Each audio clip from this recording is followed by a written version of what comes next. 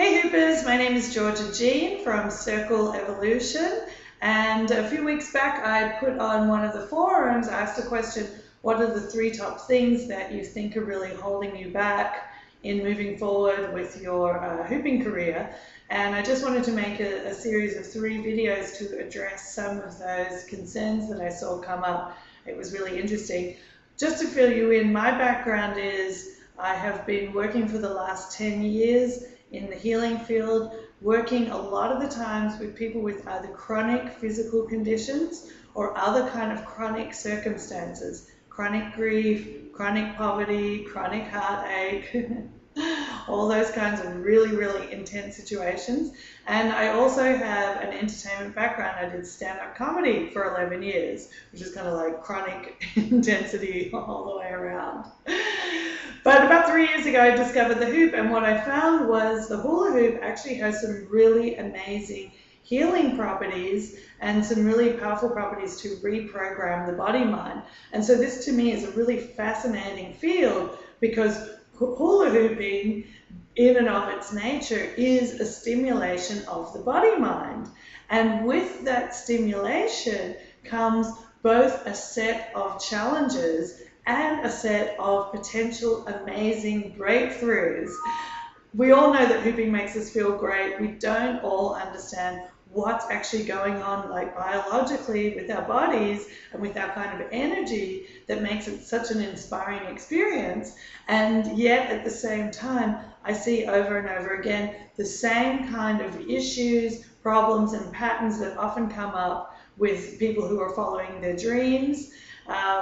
Things such as money issues, people getting hard on themselves, all that kind of stuff. A lot of this stuff that I went through when I was doing stand-up comedy and stuff I understand so much better. Now I've had the 10 years of studying and learning and working with people's body minds. So that's a little intro of me, and I know that's a lot of talking, but I wanted you to know that I really have a background in this stuff. Even if you haven't met me out there hooping, it's been a deep study of mine, and I'm going to be releasing these 3 videos so you'll get a greater understanding of what's going on.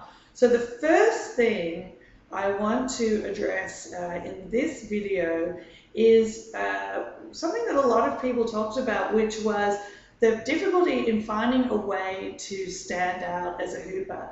And I know a lot of you want to become either performers or teachers, or to take your hooping career, because you love it so much, into a higher dimension.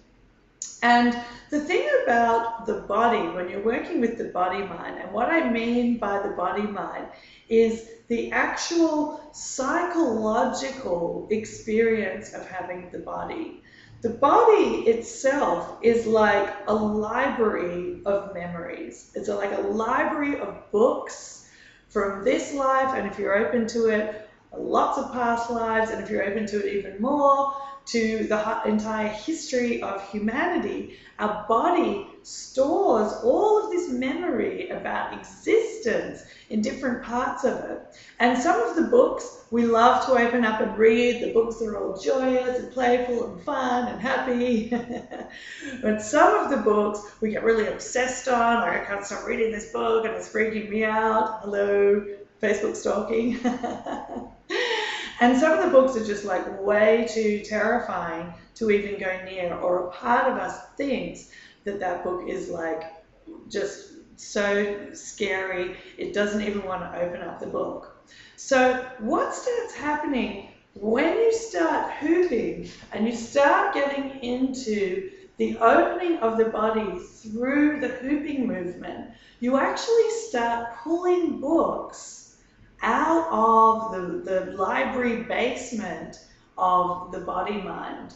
And this is a really, really important aspect to understand, because this is where there are the gifts and there are also the things, the hurdles that you might need to overcome in order to really, really fulfill your vision or your dream of what it is that you want to do or experience as a hooper, which I think is awesome. All I want to do is help creative people fulfill their dreams. So I'm not going to do too much hooping here because I'm up close to the camera, but I just wanted you to see that the range of movement, particularly when you're chest hooping and body hooping, starts to really open up the central core. And this is directly connected to the nervous system.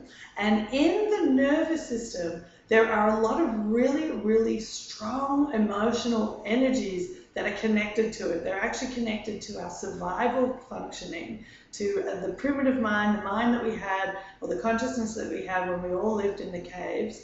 And they're really, really intense emotions. Okay, you're like, what on earth has this got to do with me standing out as a hooper? Like, I just want to get my ISO popped down. I'm coming to it, all right? So I'm just going to go over these emotions. So basically, you've got rage, terror and fear, fear of abandonment, jealousy, shame, and guilt. Okay, now most of the time we're not really in touch with those emotions, but we have them stored in our body mind.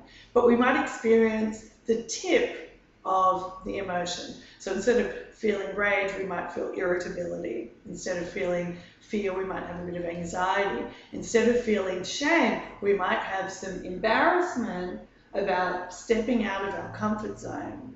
So as you're opening up your body mind with the hoop movement, these emotional energies are getting stimulated and they're starting to come to the fore. But your civilized mind is going, whoa, what is this? I don't want to feel these emotions. And it starts to put blockers on how you start expressing and moving through the hoop. So it might start putting a limitation on your range of motion in order to keep your body contracted around the particular place where that emotion is stored. Now, when we think about great art, and this is where we really kind of have a discussion, is hooping a sport, a skill, or is it an art? Personally, I believe the creativity of it firmly puts it in the seat of being an art with a lot of skill. And acting is like that, stand-up comedy is like that, painting is like that. All of these things require a lot of skill. They require us to practice and work on, being better at drawing, or being better at memorizing lines, hitting the mark, being better at writing material. But what makes performance compelling is the way people emotionally connect to the artist. What a performance viscerally makes us feel is what takes it over the edge and what makes it memorable. I'm actually getting goosebumps talking about this right now. This is how deeply I believe in this stuff. So as a performer, if you want to stand out, because there's a lot of really, really amazing hoopers out there, and I just love watching the body moving in the way it is.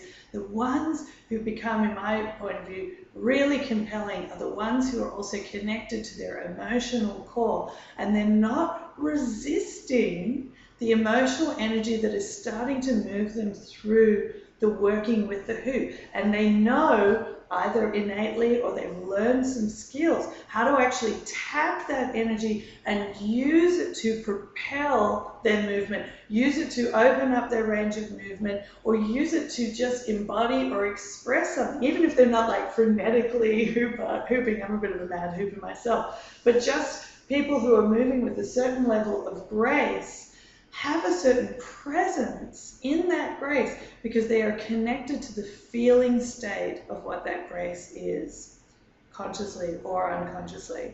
So having the ability to go into non-resistance to your emotions is one of the most powerful keys, I believe, from you moving from a great practitioner or a skillful person into a true artist and a true noticeable person as a hooper, because that is when you see the spirit of somebody coming through themselves during the hoop. So there's ways that you can go into non-resistance, and if you keep watching my videos, you'll learn a little bit more. But emotional connection and allowing the experience of the emotional body-mind to become your ally and not your enemy is the key. In the next video, I'm going to be talking about injury and what I would call threshold resistance, because this is another really, really important area why emotions need to be integrated